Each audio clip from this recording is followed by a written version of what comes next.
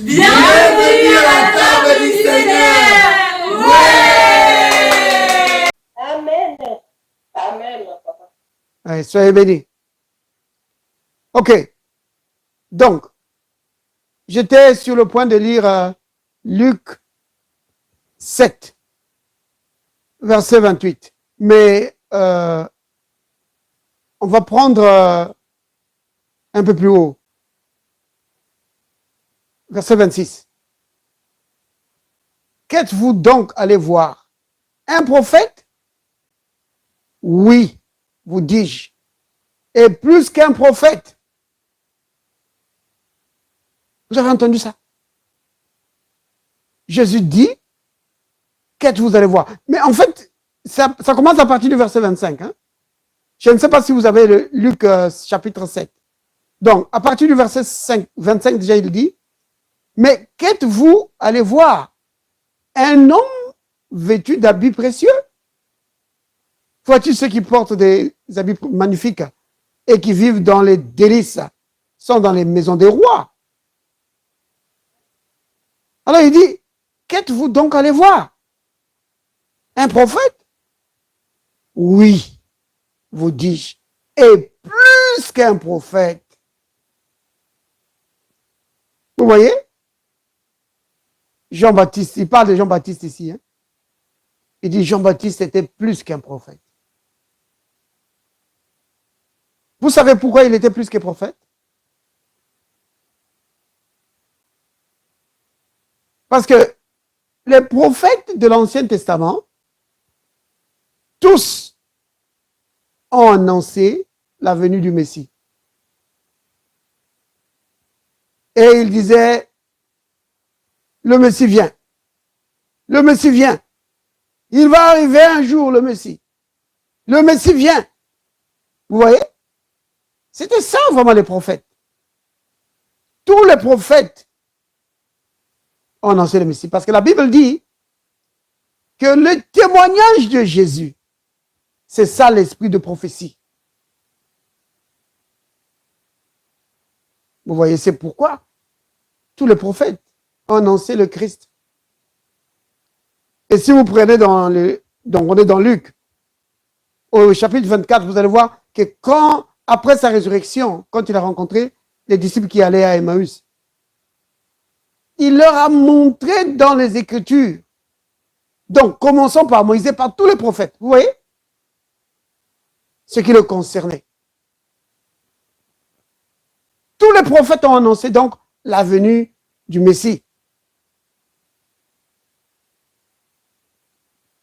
Jean-Baptiste, lui, il est plus que prophète parce que il n'a pas fait que annoncer la venue du Messie. Mais il a présenté le Messie aux hommes. Il a dit, il est là. Vous voyez? C'est lui qui avait ce privilège, ce grand privilège de montrer le Messie. Vous voulez le voir? C'est dans Jean chapitre 1, verset 29. Jean chapitre 1, verset 29. On va revenir dans Luc. Hein? Jean 1, 29. Vous savez ce que ça dit, n'est-ce pas?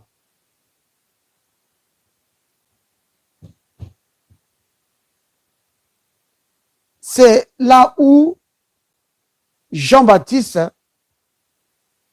va présenter vraiment le Messie. Regardez.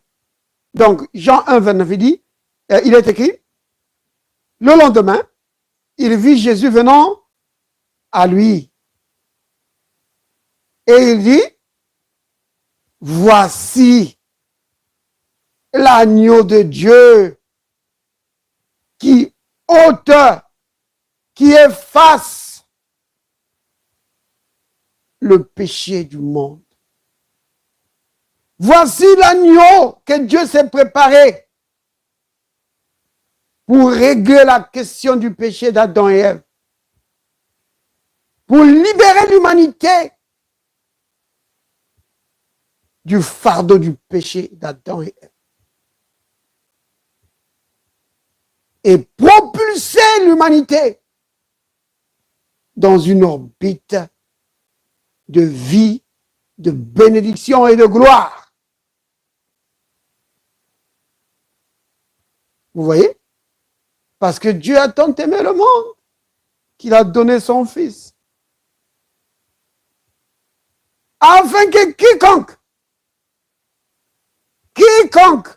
peu importe qui il est, peu importe sa race, sa langue, quiconque croit en lui ne périsse point, mais qu'il ait la vie éternelle. Vous voyez, bien aimé? C'était ça. Donc, c'est pourquoi Jean-Baptiste, c'est plus qu'un prophète. Vous voyez? Le Christ dit, il est plus qu'un prophète. Les prophètes, donc je répète, les prophètes ont annoncé la venue du Messie. Ils ont dit, il viendra, il viendra. Le Messie va venir. Et Jean-Baptiste dit, le voici, il est là. Voici le Messie, voici l'agneau de Dieu qui ôte le péché du monde. Alléluia. Béni soit le nom du Seigneur. Donc, vous avez vu, bien-aimé? C'est merveilleux. Voici l'agneau de Dieu qui ôte le péché du monde. Alors, on va retourner dans Luc 7.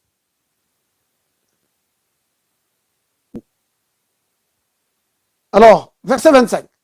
Mais qu'êtes-vous? Allez voir un homme vêtu d'habits précieux. Voici ceux qui portent des habits magnifiques et qui vivent dans les délices sont dans la maison des rois. Qu'êtes-vous donc allé voir? Un prophète? Oui, vous dis-je. Et plus qu'un prophète. Maintenant, vous comprenez maintenant. Verset 27. C'est celui dont il est écrit, voici, j'envoie mon messager devant ta face pour préparer ton chemin devant toi. Verset 28. Je vous le dis, parmi ceux qui sont nés de femmes, il n'y en a point de plus grand que Jean. Cependant, le mot cependant ici, tu peux le remplacer, mais le plus petit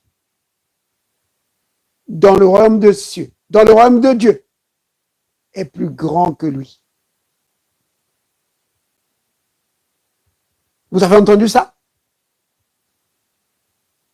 Il n'y a pas paru d'homme plus grand que Jean-Baptiste.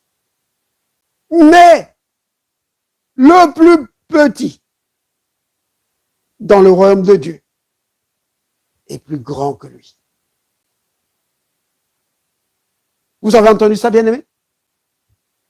Donc, nous allons parler de plus grand. Donc, celui qui est dans le royaume de Dieu, le plus petit, il est plus grand que Jean-Baptiste.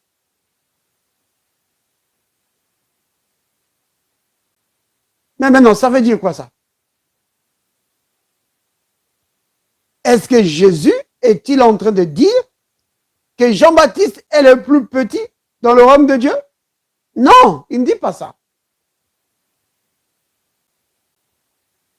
Le Seigneur Jésus-Christ ici est en train d'opposer ou de comparer deux lignées. La lignée d'Adam et la lignée de Jésus. La lignée du premier Adam et la lignée du dernier Adam. Vous comprenez? La lignée du premier Adam est venue par la femme. Vous voyez? C'est pourquoi il dit ceux qui sont nés, parmi tous ceux qui sont nés de la femme. Donc ça, c'est la lignée du premier Adam. Maintenant, quand il dit, il parle de ceux qui sont dans le royaume de Dieu, là, il parle de la lignée du dernier Adam.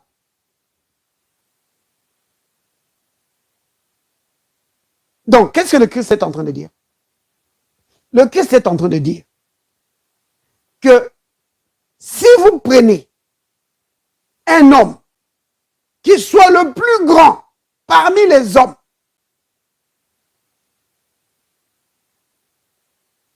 il est cependant plus petit que le plus petit dans le royaume de Dieu. Vous voyez?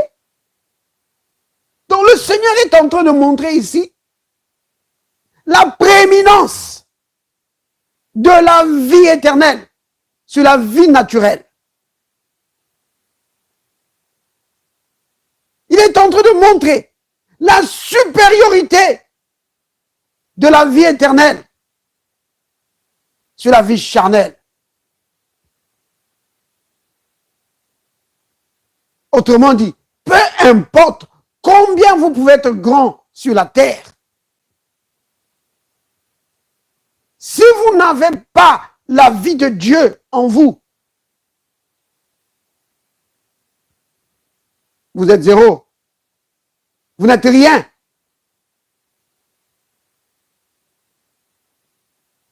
Le Seigneur est en train de montrer que la vie divine, la vie du royaume, quand ça vient au-dedans de toi, ça t'élève au-dessus des capacités humaines. Vous voyez? Il dit le plus petit dans le royaume de Dieu. Le plus petit. Donc celui qui vient de croire à Jésus seulement maintenant, c'est le plus petit. Il reçoit en lui des capacités divines. Il reçoit en lui la vie de Dieu qui l'élève au-dessus des capacités humaines. Vous comprenez? C'est cela. Ce passage est beaucoup plus profond que ça. Il y a beaucoup de choses à dire là-dessus. Vous comprenez? Donc, celui qui vient dans le royaume de Dieu, même si tu viens de croire seulement maintenant, il n'y a même pas une heure, il n'y a même pas une minute, tu viens juste d'accepter le Christ. Dieu met en toi déjà des capacités qui te rendent supérieur à la vie naturelle. C'est-à-dire que le Christ est en train de dire que ne te repose plus sur tes capacités humaines. Ou ne regarde pas seulement à ce que tu es dans le naturel. Tu as maintenant des capacités divines en toi qui t'élèvent. Si avant, devant les attaques de l'ennemi, tu ne pouvais rien faire, parce que tu disais, oh, moi je ne suis qu'un humain, qu'est-ce que je peux faire? Tu as raison de dire cela aussi longtemps que tu n'es pas en Christ. Mais dès que tu entres en Christ, il y a la vie divine qui vient en toi. Et le Christ dit que le plus petit dans le royaume est plus grand. Il est plus grand que le plus grand parmi les hommes. Vous voyez? Le plus petit dans le royaume de Dieu est plus grand que le plus grand parmi les hommes. Donc, peu importe qui il est, peu importe le titre qu'il a, tu es plus grand. Oui. Donc, tous ceux qui ne sont pas dans le royaume, tu es plus grand. Tu es plus grand. Vous comprenez? Pourquoi? Parce que tu as reçu le plus grand. Vous connaissez le passage, n'est-ce pas, bien-aimé? C'est 1 Jean 4, verset 4. Vous, petits enfants, vous voyez? On dit des petits enfants. Mais ce n'est pas parce que c'est des petits enfants qu'ils sont rien. Non, c'est des petits enfants. Mais ils sont terribles. Oui. Il dit, vous, petits enfants, ne vous négligez pas juste parce que vous êtes des petits enfants. Non. Même si vous comprenez, les petits enfants ici, il ne faut pas le voir du point de vue naturel. Hein? C'est du point de vue spirituel. Donc, même si tu viens de croire seulement maintenant, ne te néglige pas. Ne dis pas, mais moi, je ne connais pas beaucoup de choses. Moi, je ne suis pas encore affermi. Non! Il dit, vous, petits enfants, vous êtes de Dieu. Tu dois reconnaître ça. Que quand même si tu viens de croire seulement aujourd'hui, tu es dans la famille de Dieu. Et puisque tu es dans la famille de Dieu, sache que tu es entré dans une famille de vainqueurs. Vous, petits enfants, vous êtes de Dieu. Vous appartenez à la famille de Dieu. Vous avez votre origine en Dieu. Vous avez les capacités de Dieu. Et vous les avez vaincus. Pourquoi? Parce que celui qui est en vous, il est le plus grand. Celui qui est en vous est le plus grand. Donc, quand tu entres dans le royaume de Dieu, il y a quelqu'un qui vient en toi. Alléluia! Il y a quelqu'un qui vient en toi et il s'appelle le plus grand. C'est qui ça? C'est le Saint-Esprit. C'est l'Esprit de Christ. C'est l'Esprit de Jésus. C'est l'Esprit de Dieu. C'est toujours le même Esprit. Vous voyez bien, aimé? Il est le plus grand. Il vient habiter en toi. Maintenant, il vient habiter en toi pour faire quoi? Pour dormir? Non. Il vient habiter en toi pour te rendre maintenant vainqueur. Souvenez-vous, ce passage parle de la victoire, n'est-ce pas? Il dit, vous les avez vaincus. Et après, il dit, à cause du plus grand qui est en toi. Donc, le plus grand vient en toi pour te rendre vainqueur. Devant les attaques de l'ennemi, devant les situations de la vie. Le plus grand, bien aimé, si les enfants de Dieu pouvaient réaliser que le plus grand est en eux et s'ils savaient comment tirer profit du plus grand qui est en eux, plus jamais le peuple de Dieu ne sera dans la défaite. Plus jamais. Vous voyez? Le plus grand. Oui. Donc vous comprenez pourquoi celui qui est dans le royaume, il est plus grand que Jean-Baptiste. Maintenant, quand je dis Jean-Baptiste, bien aimé, je ne parle pas ici juste du prophète Jean-Baptiste. Non, je suis en train de parler de la race humaine. Parce que le Christ a utilisé le prophète Jean-Baptiste pour typifier, pour qu'il soit le type de la race humaine. Donc, en parlant de Jean-Baptiste, le Christ n'était pas en train de diminuer le prophète, non. Il était en train de montrer que le plus grand parmi les hommes, il n'est rien si tu le compares au plus petit dans le royaume. Bien aimé, vous comprenez ça? Vous imaginez le niveau vraiment auquel le Seigneur nous a élevés?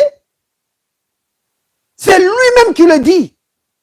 Il dit que celui qui est dans le royaume même s'il vient de croire seulement maintenant, même si c'est le plus petit, il est plus grand que le plus grand des hommes.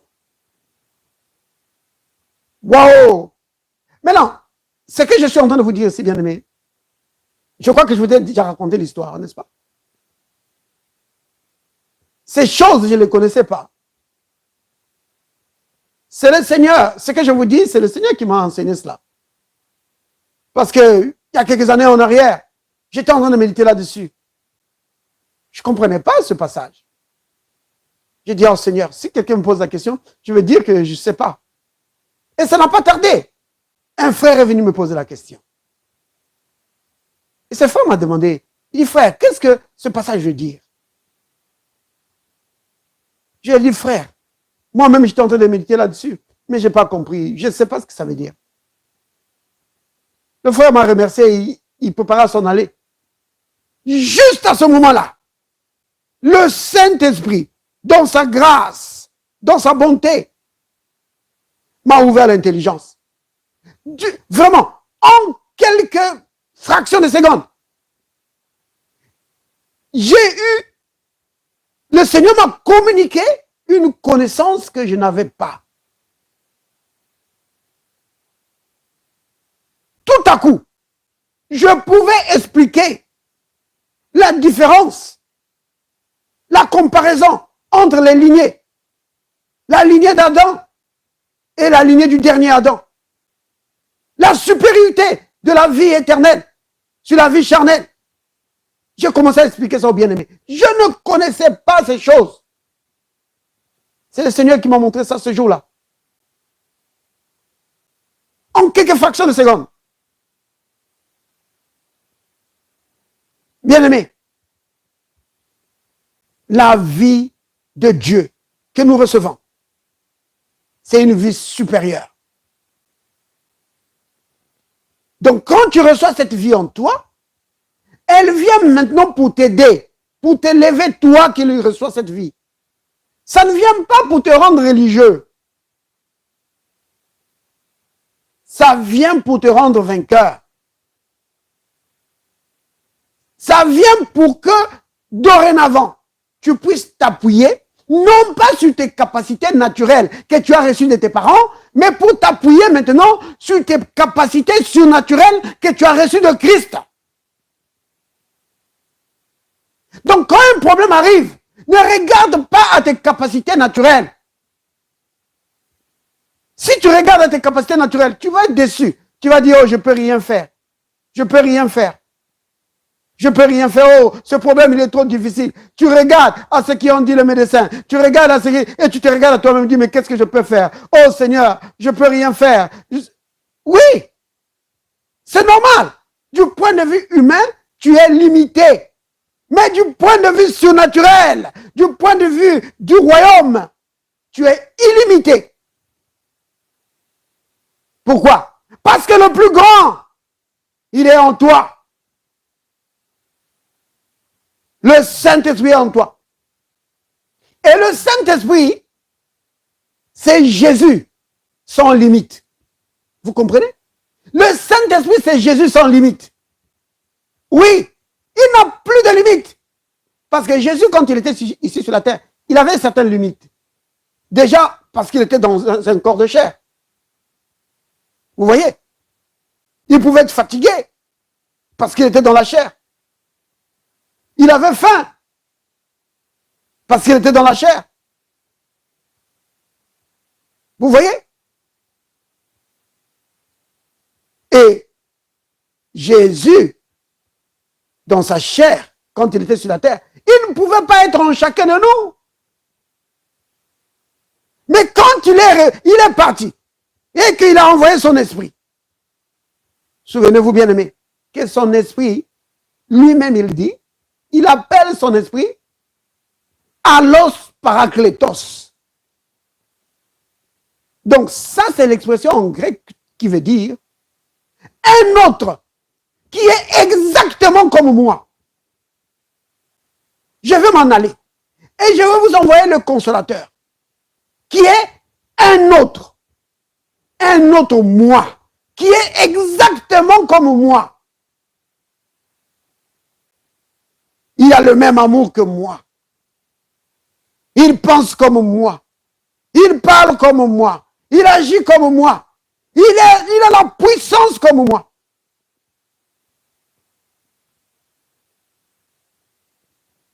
L'Esprit de Christ. Le Saint-Esprit. Maintenant, il vient habiter en nous pour nous donner maintenant les capacités de Christ. Le plus grand, il vient maintenant t'élever, te donner des capacités surnaturelles.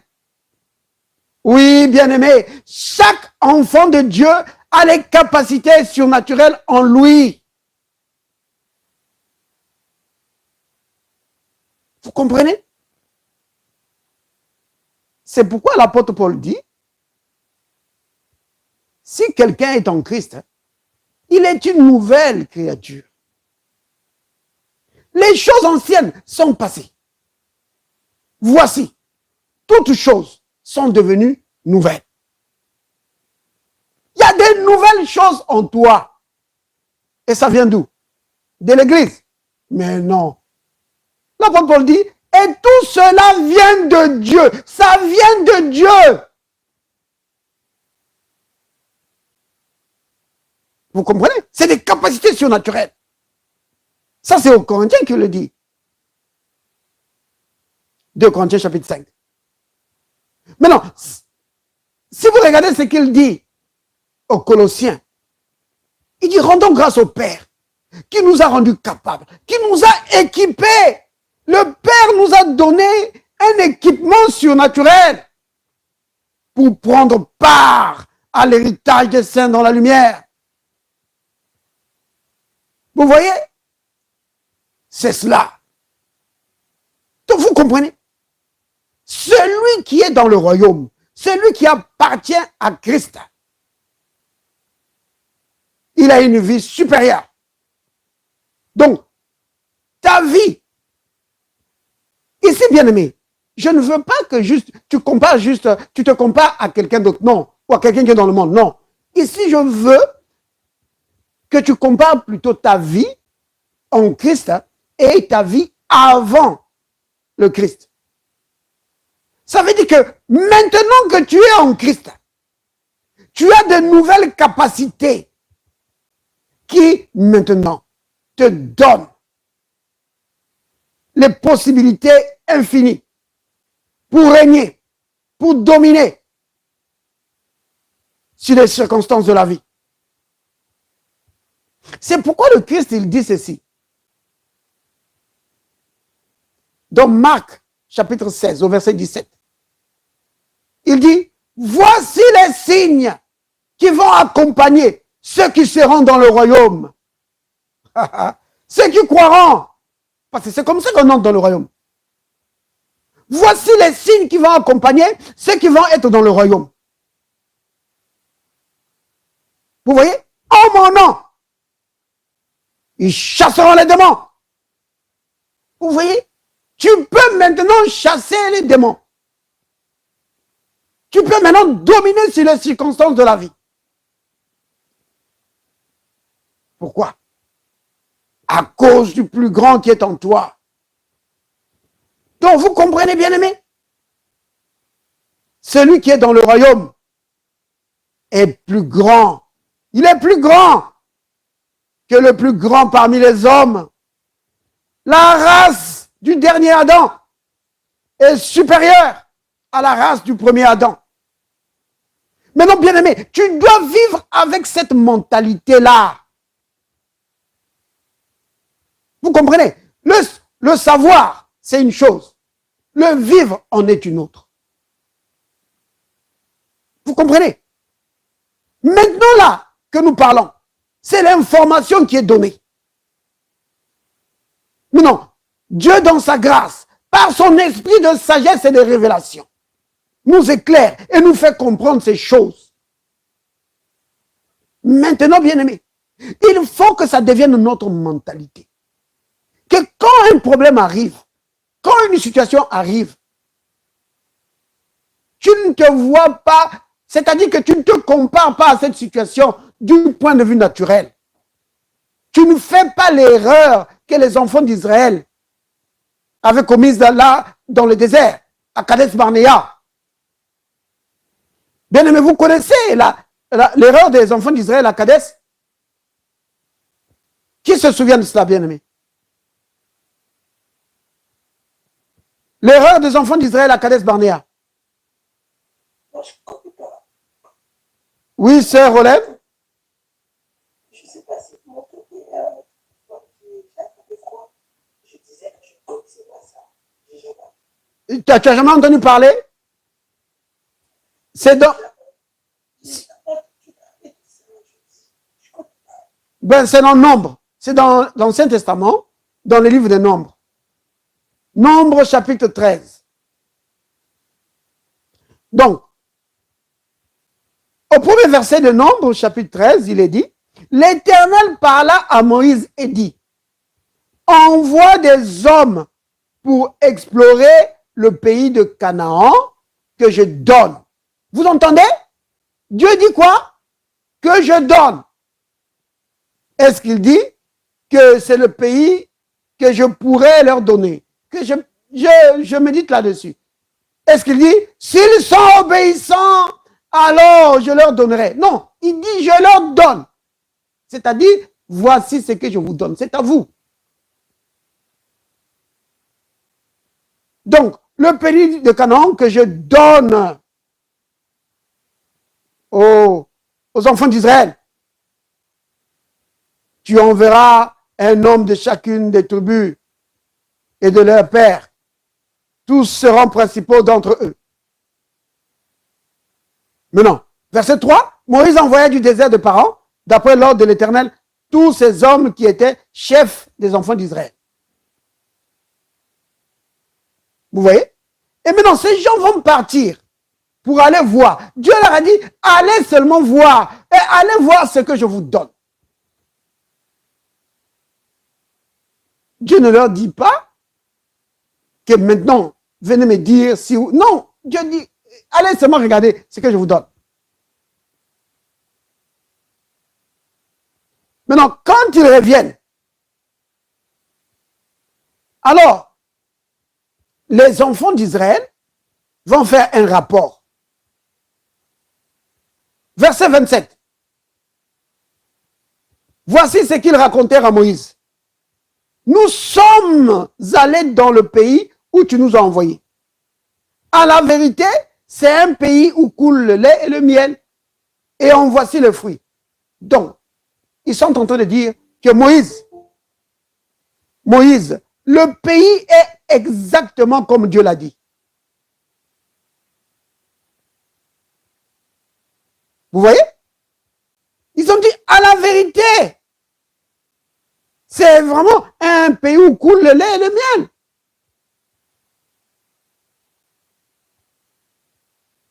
Ils auraient dû s'arrêter là.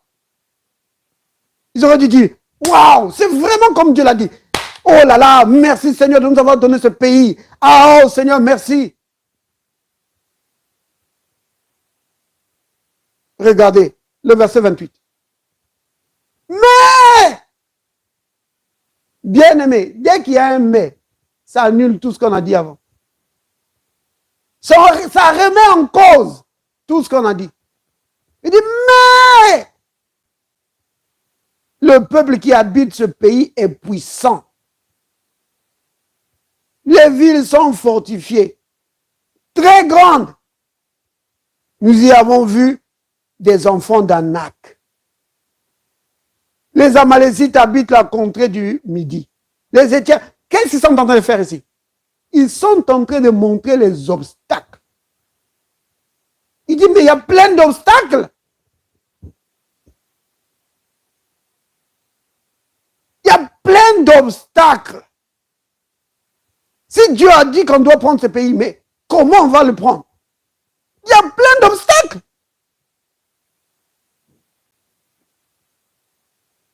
Vous voyez? Et là, Caleb a compris que ces gens ici, ils étaient maintenant en train de donner un mauvais rapport. Ils ont bien commencé leur rapport et maintenant ils commencent à donner un rapport d'incrédulité. Caleb fit taire le peuple qui murmurait contre Moïse et dit, montons, emparons-nous du pays. Vous voyez, c'est ça qu'ils auraient dû dire.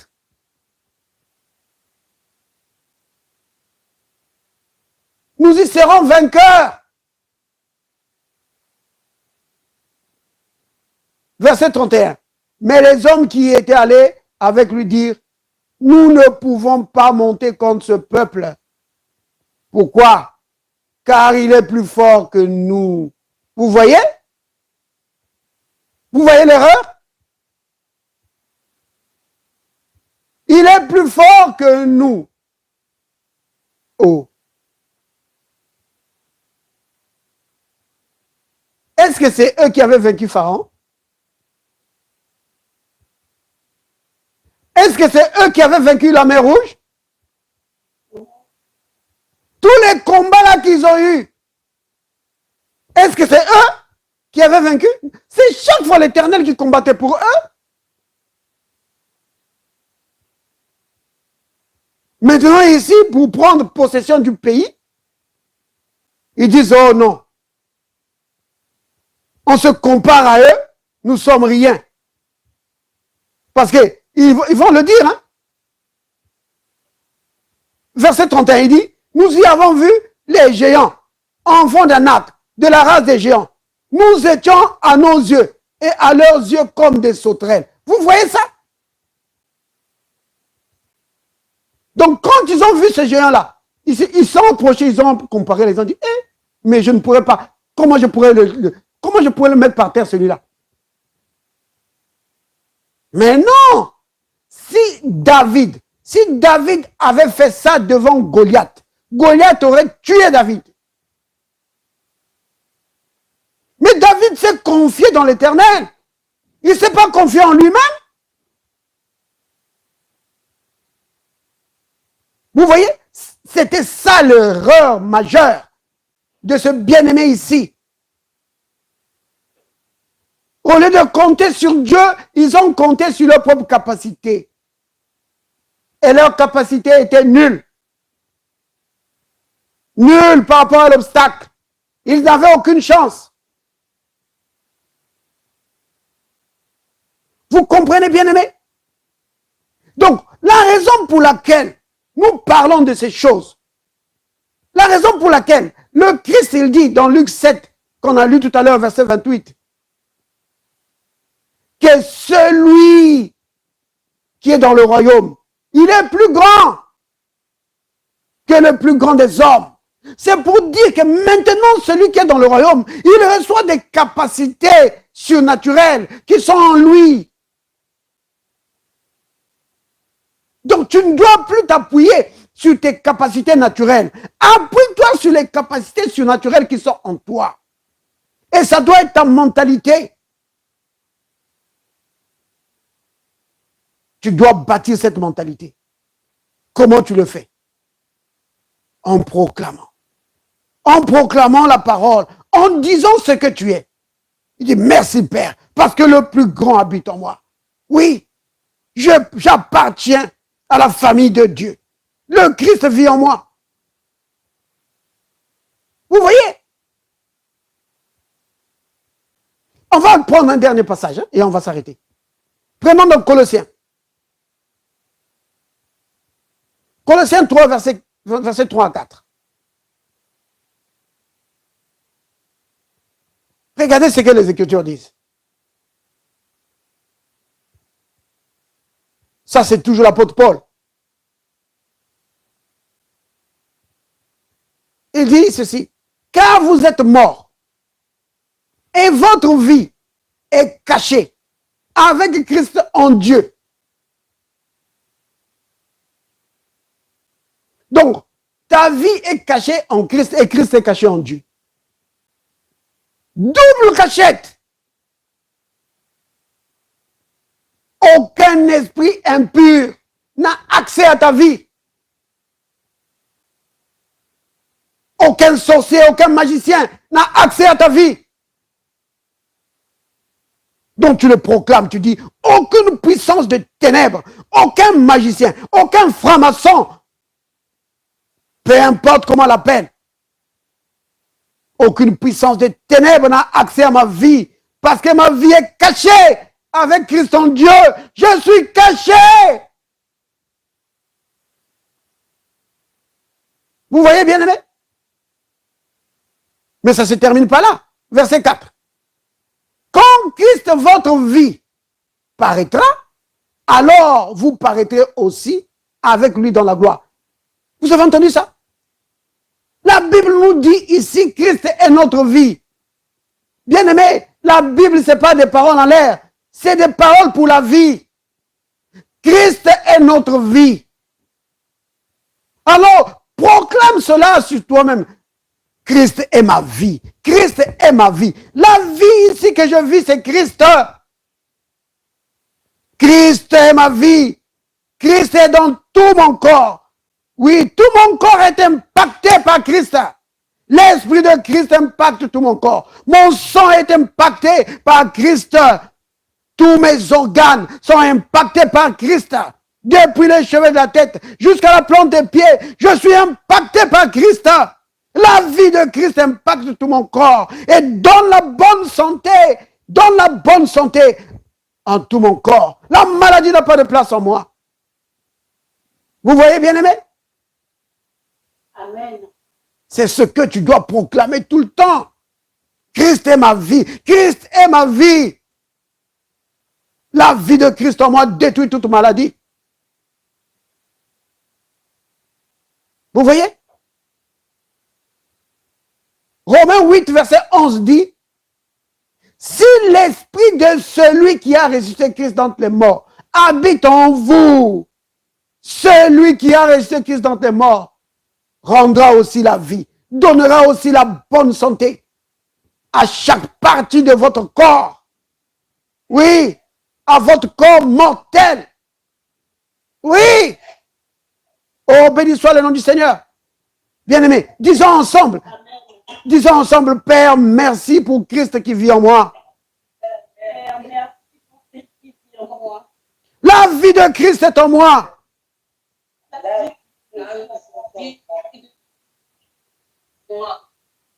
L'Esprit de Christ en moi détruit toute maladie. L'Esprit de Christ en moi est maladie. L'Esprit de Christ donne la bonne santé à tout mon corps. L'Esprit de Christ donne la bonne santé à tout mon corps. Maladie, ton pouvoir est détruit sur mon corps. Maladie, ton pouvoir est détruit sur mon corps. Au nom de Jésus. Au nom de Jésus. Amen. Amen. Amen, amen. Soyez bénis, bien-aimés.